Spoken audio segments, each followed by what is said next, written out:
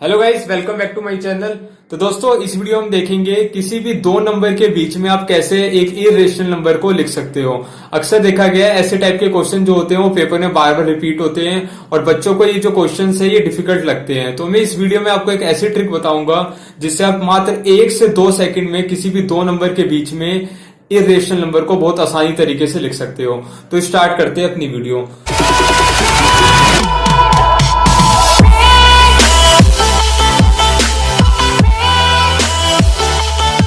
तो दोस्तों, इसमें 4 क्वेश्चन है और चारों क्वेश्चन अलग अलग टाइप के हैं।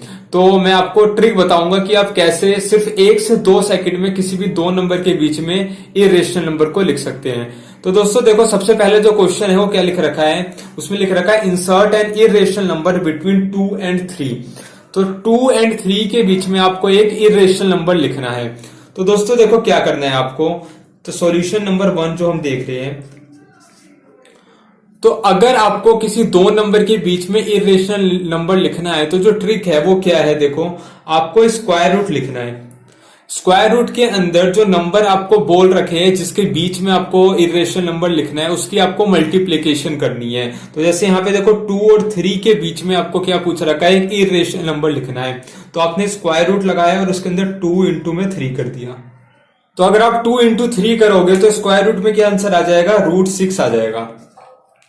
तो अगर आपसे पूछा गया है 2 और 3 के बीच में एक इरेशनल नंबर लिखे तो उसका आंसर क्या हो जाएगा, √6 आंसर हो जाएगा।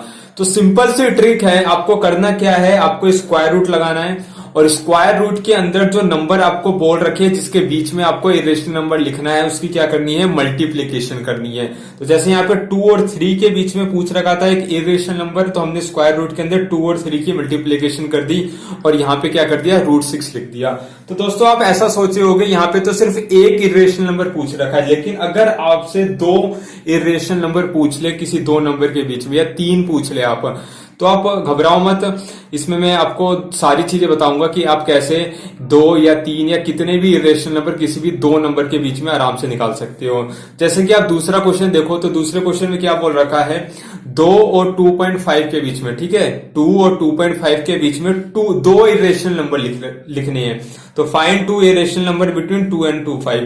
तो देखो सबसे पहला तरीका तो वही है कि अगर आपको पहला इरेशनल नंबर लिखना है तो आपको करना क्या है, स्क्वायर रूट लगाना है और जो नंबर आपको दे रखे हैं, तो 2 और 2.5 के बीच में पूछ रखा है तो उन दोनों की मल्टीप्लीकेशन कर दो।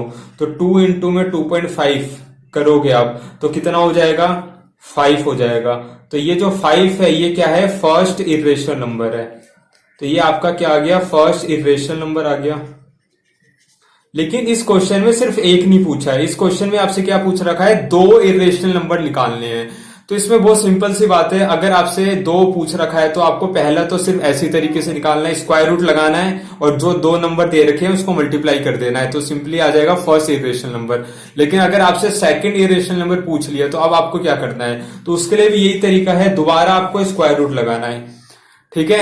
अब स्क्वायर रूट के अंदर क्या लिखना है वो आप देख लो, किसकी मल्टीप्लाई करनी है वो देखो आप। तो सबसे पहले तो आपको जो फर्स्ट नंबर था जिसके बीच में आपको पूछ रखा था, 2 और 2.5 के बीच में पूछ रखा था, तो सबसे पहले तो आप क्या लिखोगे, 2 लिखोगे। फिर किसकी मल्टीप्लाई करोगे आप, जो आपका फर्स्ट इरेशनल नंबर आ गया। तो फर्स्ट इरेशनल नंबर कितना आया, स्क्वायर रूट आया था 5, ठीक है। बिल्कुल वैसे ही करा हमने पहले, जैसे जो हमने फर्स्ट इरेशनल नंबर निकाला था वो कैसे निकाला था, स्क्वायर रूट लगा के जिस नंबर के बीच में पूछ रखा था उन दोनों की मल्टीप्लाई करी थी। इससे तो हमारा क्या आ गया था, फर्स्ट इरेशनल नंबर आ गया था।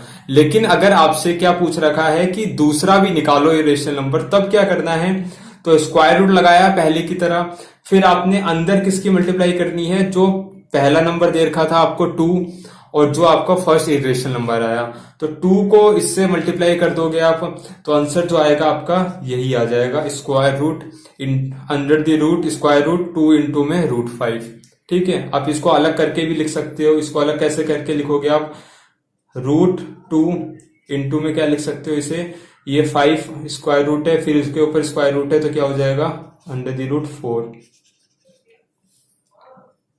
अब हम थर्ड क्वेश्चन देखते हैं। थर्ड क्वेश्चन क्या बोला है, find 2 irrational number between √2 and √3। अब √2 and √3 के बीच में भी कितने इरेशनल नंबर निकालने हैं आपको, 2 इरेशनल नंबर निकालने हैं, तो √2 इंटू √3 के बीच में आपसे क्या पूछ रखा है, इरेशनल नंबर पूछ रखा है। तो सबसे पहला इरेशनल नंबर तो आप ऐसे ही निकालोगे। आप क्या करोगे, स्क्वायर रूट लगाओगे, और जो अगर आपको नंबर दे रखे हैं √2 और √3 के बीच में निकालना है तो इन्हीं को मल्टीप्लाई कर दो आप। √2 इंटू में √3 तो क्या आ जाएगा, स्क्वायर रूट, और √2 को अगर √3 से मल्टीप्लाई करोगे तो क्या आएगा, √6 आ जाएगा। ठीक है, आप इसको और सिंप्लीफाई कर सकते हो। तो √2 है, फिर एक और स्क्वायर रूट है, तो यहाँ पे क्या हो जाएगा, 6 की पावर 1/4। तो ये जो आ गया आपका, ये क्या आ गया, फर्स्ट इरेशनल नंबर आ गया। अब आपसे यहां पे क्या पूछ रखा है, दो इरेशनल नंबर पूछ रखे हैं। तो आप कैसे निकालोगे, पहला तरीका तो आपने स्क्वायर रूट लगा दिया। अब दोबारा आप क्या लगाओगे, स्क्वायर रूट लगाओगे। अब इसके अंदर किसकी मल्टीप्लाई करनी है, जो फर्स्ट नंबर दे रखा था वो क्या दे रखा था, √2। फिर इसकी मल्टीप्लाई किसके साथ करोगे, मैंने आपको बताया था जो फर्स्ट आपके पास जो फर्स्ट आया था इरेशनल नंबर, उसकी मल्टीप्लाई करोगे √2 के साथ। तो क्या था यहाँ पे फर्स्ट इरेशनल नंबर, वो ये था। ठीक है, रूट में 4 इंटू में 6, ये था आपका फर्स्ट इरेशनल नंबर। अब इन दोनों को आप ऐसे भी छोड़ सकते हो या फिर इसको और सिंप्लीफाई भी कर सकते हो। ठीक है, तो अगर आप इसको सिंप्लीफाई करना चाहो तो यहाँ पे देखो √2 है, उसके ऊपर भी √2 है, तो यहाँ पे क्या हो जाएगा 2 और यहाँ पे 4th आ जाएगा रूट। इनटू में क्या हो जाएगा, यहाँ पे देखो 4th रूट है, फिर उसके ऊपर भी स्क्वायर रूट है, तो टोटल कितना हो गया, 6 की पावर 1/8। तो ये आ गया आपका फाइनल आंसर। आप यहां तक भी छोड़ सकते हो अगर आपको ऐसे नहीं लिखना आ रहा है तो। ठीक है, अब फोर्थ क्वेश्चन देखते हैं। तो फोर्थ क्वेश्चन में क्या बोल रखा था, फोर्थ क्वेश्चन में बोल रखा था 0.2 एंड 0.13 के बीच में आपसे पूछ रखे हैं कि दो इरेशनल नंबर निकालो। ठीक है, 0.12 एंड 0.13 के बीच में आपसे पूछ रखा है दो इरेशनल नंबर निकालो। तो देखो दोस्तों, इसमें क्या दे रखा है, इसमें जो वैल्यूज दे रखी है वो किसमें दे रखी है, डेसिमल में दे रखी है।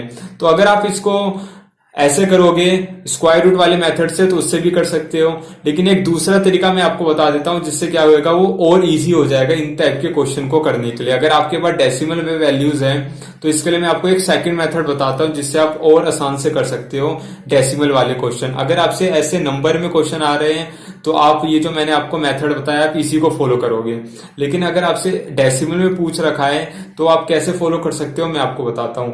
जैसा कि आपको पता होगा जो इरेशनल नंबर होता है, इरेशनल नंबर का मतलब क्या होता है, नॉन रिपीटिंग होना चाहिए, और दूसरी बात क्या होना चाहिए, नॉन टर्मिनेटिंग भी होना चाहिए। नॉन टर्मिनेटिंग भी और साथ में क्या होना चाहिए, नॉन रिपीटिंग, जिसे हम नॉन रिकरिंग भी बोलेंगे।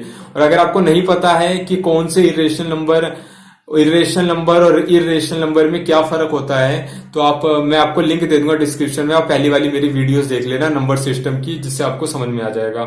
तो दोस्तों देखो 0.12 और 0.13 से के बीच में आपसे क्या पूछ रखा है, इरेशनल नंबर पूछ रखा है। तो आप करो क्या, देखो यहां पे 0.12 लिख दिया। ठीक है, अब 0.12 से बड़ी वैल्यू ऐसी लिखो जो रिपीट नहीं हो रही है और टर्मिनेट भी नहीं हो रही है। तो देखो मैं ऐसा लिख सकता हूं 0, 100, फिर 100, ठीक है, 1 4 बार 0 लिख दिया, डैश डैश डैश डैश। अब ये जो वैल्यू लिखी मैंने, देखो इसमें कोई भी वैल्यू क्या हो रही है, बार बार रिपीट नहीं हो रही है। तो ये पहली बात तो क्या हो गया, नॉन रिपीटिंग हो गया। दूसरी बात क्या है, ये रुक नहीं रही है, तो ये क्या है, नॉन टर्मिनेटिंग है।